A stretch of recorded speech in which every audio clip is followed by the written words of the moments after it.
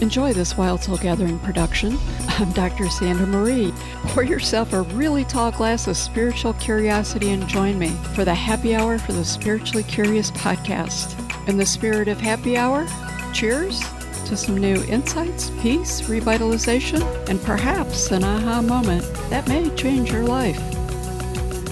Hi, today in the studio I have Rebekah Beneteau. Welcome to Happy Hour for the Spiritually Curious. Well, thank you, Dr. Sandra. Nice to be here. Rebekah, you're a sex relationship intimacy education coach, and today we're going to talk about spirituality intersecting sexuality. I think it's going to be a super cool topic, and people are going to have a lot of thoughts on it. I will have to say, when I first spoke the words, the first thing that popped into my mental brain was religion. I feel like religion plays a significant role in the barriers and the self-talk that interfere with us actually embracing our sexuality. I'm excited to move onto a version of spirituality, that new spiritual paradigm, and see how that influences and changes some of the things of the past. If you don't mind, can you just talk a little bit about yourself and how you got to this point? Sure. It's always, when this is brought up, where do I begin, right? Oh, I bet. How far back do I go, I was born in New York City to a middle-class Jewish family. I grew up as a conservative Jew. But apparently, according to the family mythology, I was always very open, interested in bodies and sex. I was in the crib still when my father walked by naked, and I pointed and yelled out, "What's that little thing?" Which he says gave him quite a complex. When I was 4, they found me reading Playboy magazine that I had pulled out of my dad's nightstand. That they asked me what I was doing. I said I liked the tushies. So there was always something in that. And then something happened to me when I was 8 that involving an adult man, which very much I made choices at that point, coping skills. I separated from my own body. And I developed this sort of persona around sex, and that had to do with it was something I did for other people, not really for me. I also grew up very quickly. I started smoking cigarettes. I started drinking when I was about 13. And so my life unfolded. I spent several years as an active alcoholic. I now know that I can't drink safely, so I stopped drinking when I was 27. And why am I bringing that up? I think that there's a saying, religion is for people who are afraid of hell, and spirituality is for people who've already been there. I tell that story because it is really important for who I became, and I don't actually regret it, because it turned me into the person I am now and the ability to help so many people with what I do. So it's part of why am I a sex educator. Fast forward to my late 20s, and I felt this calling to be something that ministered to people, and like some sort of minister. I became ordained as a non-denominational minister eventually. But first, when I was pregnant with my daughter, my oldest child, I started being able to see the energy around people. I started getting voices in my head telling me, this one has this disease, this one thinks she has this, but she doesn't. I was getting I call it medical intuition, and it kicked in. I went to a 4-year school for energy healers where I learned how to interpret the information I was getting, how to trust it, how to interact with it, and how to interact with others to help them have more mental and physical well-being.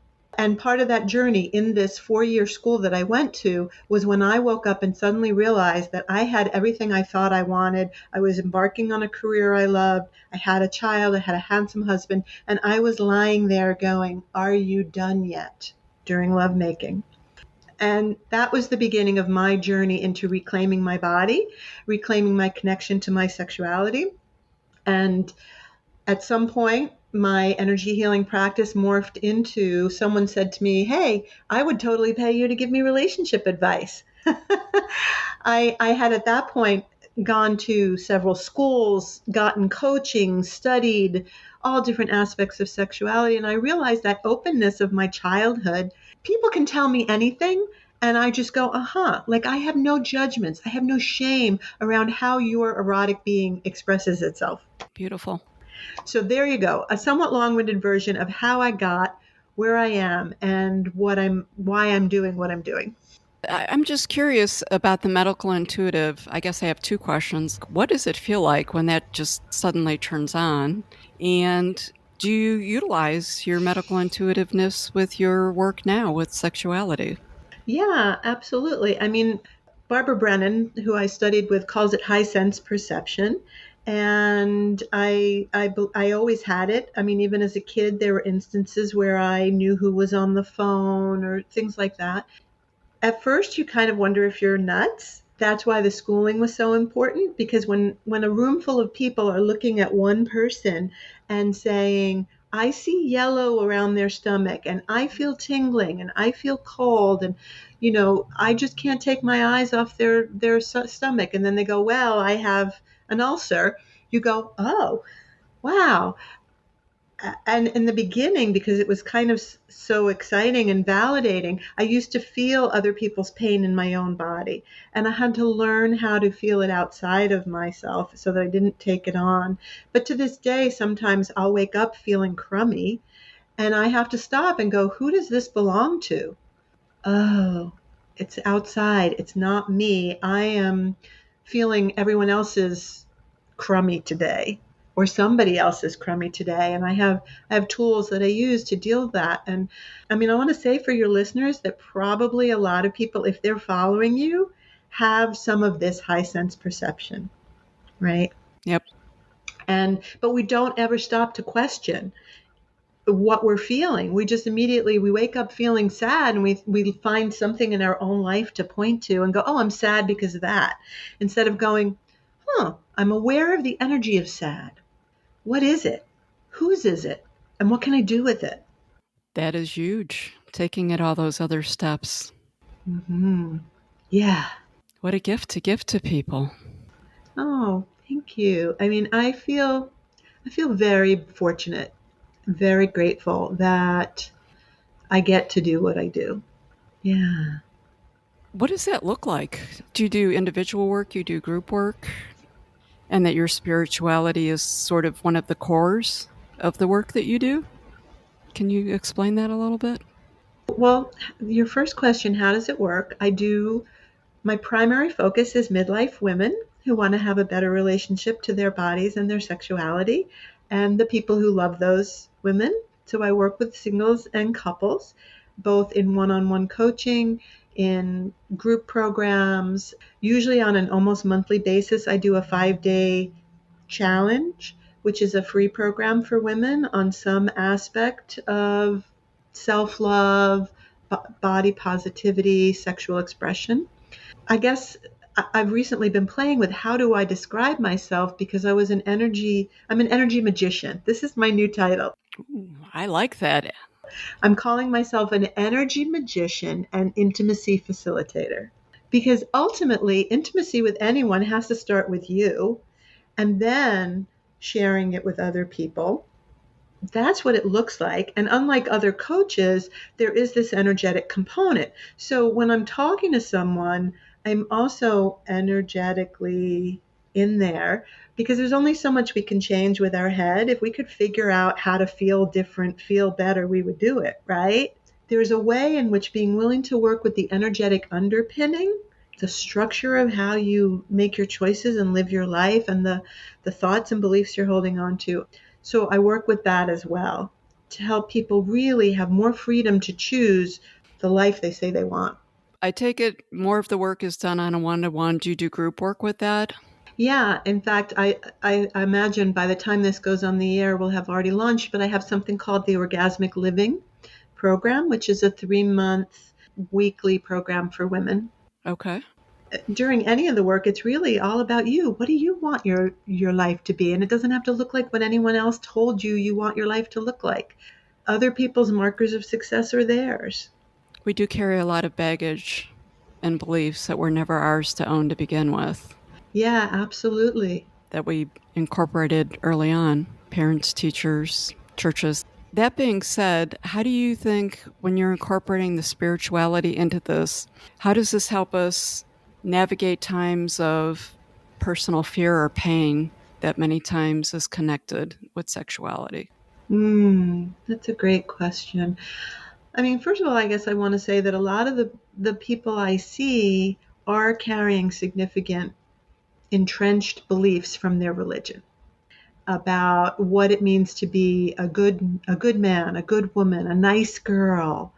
And so many of the religions, for whatever reason, have asked us to leave the body behind. That the only way to get to God is if your body doesn't matter. It's all about the spirit. So that's one message that we've got. And yet I ask you, if God is everywhere and God's created everything, didn't God give you a body? And does your body have pleasure? And did God know what he, she, it was doing when they created that, right? So why would we negate any part of the creation? So that's like the first thing. And there's kind of a reason why people yell, "Oh God," when they orgasm, right? Because it's actually all right, so I got to tell you guys this. I'm incapable of just skating over the surface. So you're going to get a whole download. This is like taking a class with me, folks. Do you mind? I'm all in. No, I'm all in. Let's do it. Okay. So this happened to me when I was working as an energy healer with a woman. She was fully clothed. She was on my table. I had my hands, I don't know, maybe her hip and her shoulder. And all of a sudden, she went into what you would say was an orgasm. And I felt that energy moving through my body. And I realized that the energy I was channeling when I was healing was the same as the energy I felt when I was coming. And what I heard in my head is that sexual arousal is the body's joy at feeling itself. Okay. And that orgasm is actually the full flow of our life force energy through our bodies. And so much of the time, the only place we have access to that is when we're in a sexual encounter. Body parts A touching body parts B. But that it's available in so many other ways, right? This is why I'm an energy magician. Like, think about lying on a beautiful sunny beach with the sun just beaming on you and the wind tickling your hair and the smell of coconut from your lotion. And if you let that joy move through your body. So if we redefine orgasm that way as life force, anything we can do to cultivate that is good. And it brings us closer to the divine because it's allowing us to commune with everything that is. That's the spirituality piece. Because of my whole life, like, I've been longing to commune with the divine, with God. And people get it in meditation, people can get it in chanting, whirling dervishes get it in dancing. And what if your sexual activities could be just another way that you get there? Makes total sense. I was thinking it's all Kundalini type of energy moving through the individual selves in a different way, or it's stimulated in a different way. Yeah, so I guess that's the intersection of spirituality. And what if you could be a very spiritual person and bring your body with you? Absolutely, you can do that. I do agree the body is part of the spiritual experience that we're experiencing on the earth plane. Mm-hmm. There's definitely utilization and purpose to it. So I love that. Mm-hmm. I agree with you. And I think for some people, we all come down here with, I guess I'll call it our mission or something that we come down here to experience. Some people think it's a recreating the world in some different ways, but most of it is pretty basic, simple, everyday life stuff, right? I could have come down here to be a good teacher, to be a good partner, to be a good mother, to experience my physical self that maybe I didn't experience in other lifetimes. And I want to focus on that one. So that all makes sense to me. I think it all fits. It fits like a glove, actually. Yeah, I like the quote, "Your purpose in life is where your great gladness meets the world's great need." Ooh, I like that. Yeah, That's definitely, and that makes it very unique yeah, and individual. absolutely. And I do believe that people learn even more from our being than necessarily our doing. Like they watch us, they see how we move through the world, and that can inspire them. Yeah. Without a doubt, I think that there's truth to that. That's sort of the walk the talk, right? That you hear a lot of people say they talk the talk, but they don't walk the talk. So people are, most of us are all observers. So let's talk about romance novels. You mentioned romance novels and sort of the reason romance novels, the trash novels, whatever people want to call them, are so popular. So, romance novels. When I was in college, I was fascinated by a class with someone named Dr. Janice Radway about the importance of romance novels as sort of women's version of erotica and as a way of taking sort of the temperature of what women want. So I personally think men should read more romance novels if they want to succeed with women, if they want to know what women are longing for. In order to be a turned on, lit up woman, you have to give yourself permission to like what you like and to begin to feel into your body. And romance novels are a great way to do that because they run the gamut from, they're not your grandma's romance novels anymore with heaving, creamy bosoms and laced up corsets. Right? I just finished reading actually a queer paranormal love story. And it's also being willing to engage in fantasy and involve our conceptual thought and connect to our body. So I don't think of them as trash novels, and some of them are beautifully written. Some of them are very steamy. Some of them are just kind of cozy and charming. But, 50 Shades of Grey just kind of exploded into mainstream media, and it was one of the first novels to really bring BDSM into mainstream consciousness, which is, sorry, E.L. James, it's not a well-written book, and it's not a good representation necessarily of the world of kink. But as I told you at the top of the call, I don't have any judgment on any kind of sexing as long as it's legal and as long as there's consent. Although legal is even, there's some states where oral sex is still illegal. That is perhaps questionable, but consent for sure is important. Did that answer your question? Yeah, it did. And I think historically it was the safe outlet because of all the institutions that put structure to our lives. And as those institutions seem to be falling away and we're moving into this new paradigm, Mm-hmm. maybe the novels aren't necessarily going to be as prominent as they once were. Oh, I don't know. It's a growing industry. It's like a $60 billion. Is it? Perhaps I Yeah, need to look at a new career. Okay. Have you thought about writing some books? I bet you could put some good stuff out there. I am. I am actually working on a novel. Awesome. Yes. I'm a voracious consumer. The thing about romance novels for me is that they're somewhat predictable. There's boy meets girl or boy meets boy, girl meets girl, whatever. And then there's going to be an obstacle and then they're going to get together. But then there's going to be another obstacle that threatens to tear them apart. And they really reflect a journey of personal growth. The good ones. There's always some obstacle to them having the love. Maybe they had a bad relationship in the past, right? Who can't relate to that? Or a parent died when they were young and they're afraid they're always going to be left. Like there's always something, and they grow, they learn how to let their barriers down, to let someone else in, and then there's a happy ending. And what's interesting is, how do they get there? How does this author, and what are the quirks of the characters that they're creating?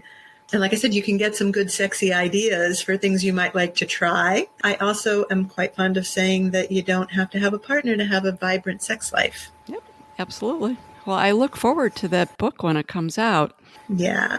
So, do you have any tips or tools for people who are very interested in what you're saying?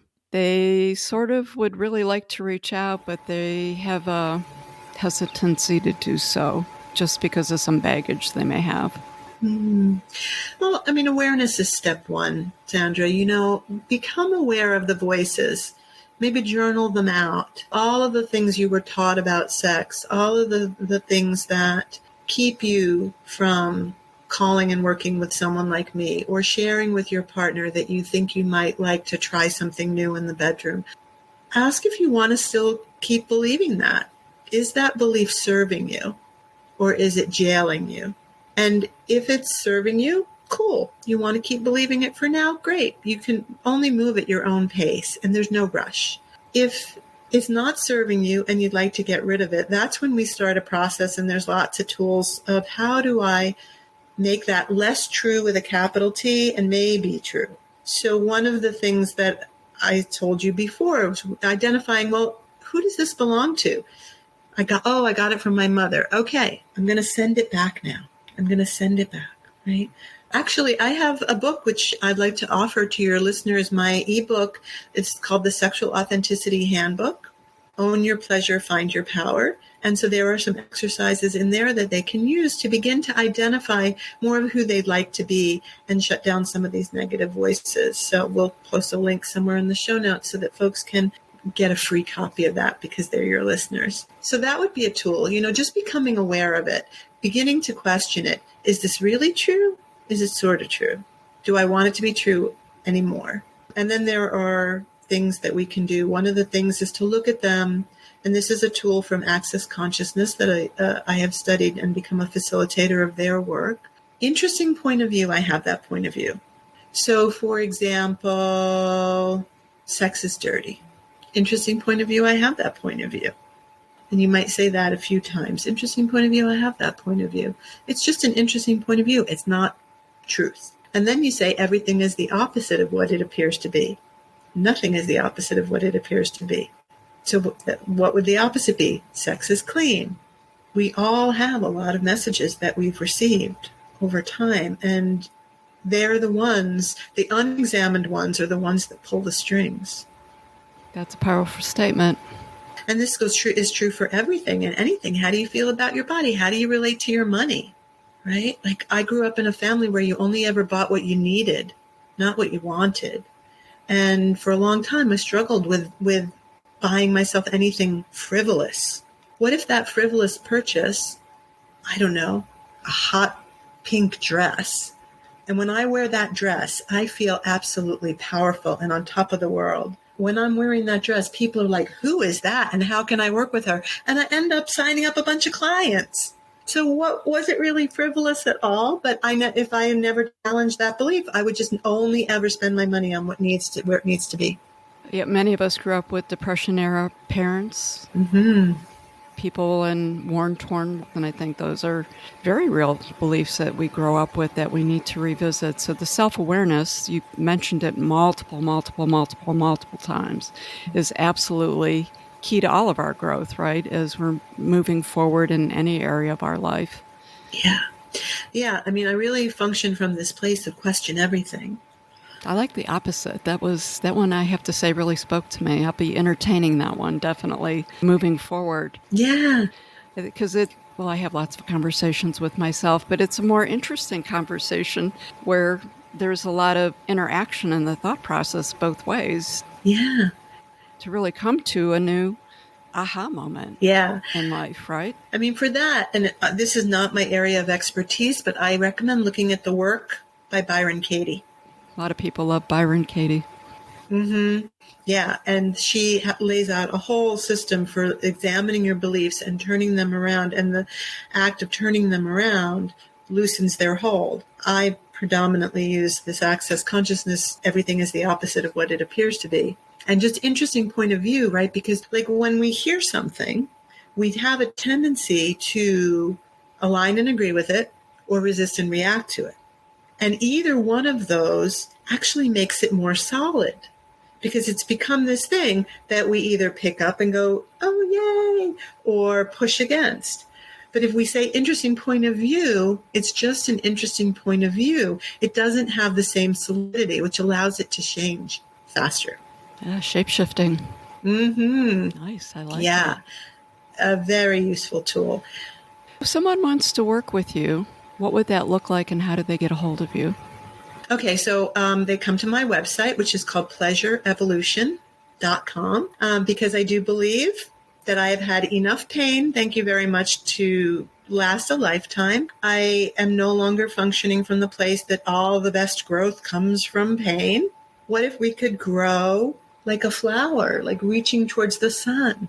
So pleasure evolution. If you focus on what lights you up and follow that and put your attention there, you will evolve and become more and more powerful. They start with an intake interview, which is a free phone call with me, and we just talk about what are your goals? What would you like to create in your life? And I really do function as a coach. I'm not a therapist, so I'm not looking for how you got here and picking apart your past. I'm looking at where do you want to get and what needs to happen for you to get there. Do we need to clear your mindset? Do you need to learn new techniques? Do you need to build new habits? We work anywhere from 1 to 12 sessions. When I work with couples, it's often a mix of some for him, some for her, and some together. And it combines everything, all the toys in my bag, like all the modalities that I have learned. So there may be energy work one week, and there may be emotional, verbal clearing one week, and there'll be assignments to journal and get some more of that self-awareness. So that's how you work with me. We figure it out together. You're encouraged to follow what's light for you and what makes you feel expansive. Will it benefit you to work with me just once or weekly, right? The 3-month program is just starting the end of January, and then there'll be a new one starting in May. So whenever this comes out, you can watch for that. Join one of my 5-day challenges. Check out my YouTube channel, Pleasure Evolution TV. There's a ton of free resources on there. You made an interesting statement when you were talking about that caught my attention, and I do think that we're going through a culture shift with it, and it was honestly a huge aha for me, and that is I don't need to work my ass off to learn. I don't have to be hit upside the head with a sledgehammer to get some massive knowledge or aha moment. Like, I don't have to live negative, painful experiences to get something beautiful. Like, I can just manifest beautiful and positive, and you can get all the exact same outcomes focused on that positive. But I think culturally for a long time, there was always no pain, no gain, right? We're shifting out of that. We don't need the pain. And it's just retraining the way we look at things. And it's learning how to ask for things in a positive way and know that we deserve it in a positive way. Mm-hmm. Like, I don't have to go through some not self-worth kind of thing to get something positive. When you were speaking your words, I feel like there is a lot of shift that was really solidified, that's breaking apart as we speak globally, and it's shifting the other way. It's just, we're helping to boost that along, right? It's a beautiful thing. Yeah, I that is a great point, Sandra, and I agree with you 100%. There's something that's culturally shifted. I mean, if you look at sort of the personal growth movement, starting with EST and primal scream therapy, and they'd lock people in a room for 3 days, and people needed to be shaken awake. But that's done now. And I think that we are in a new age where we are more being loved into consciousness, invited into consciousness, seduced into consciousness. I don't need to hurt myself. I don't need to go broke in order to be motivated to create something that will make money. I can just choose to create something that will make money. Yeah. Take the easy path, the joyful path, the peaceful path. Yeah. It's funny when you speak the words, and when I think about it in the past, and I have had conversations with people on this topic, because it seems so obvious, but it's not the way we've lived it. And it really wasn't the message that we were given, right? Put a pebble in your shoe, walk. I mean, we were just messaged all these belief systems that A, weren't ours, and B, are illogical. Like, now that you really look at them and think about them and realize that there's another way to do this, it's like, What was I thinking that that was a badge of honor to do that? Absolutely. That's my thought. Any last words? Any last words for the listeners here that you want to leave with them? I think you have lots of last words, but a last word that you would like to leave with the listeners. I think you're a wealth of information, a wealth of experience. Your energy is incredible. Thank you. And thank you so much for this invitation. And I think I I'm feeling into everybody who's going to listen to this in the future. What I want to say is it doesn't matter where you came from and where you started from and what's happened to you in the past. You can choose today where you want to go.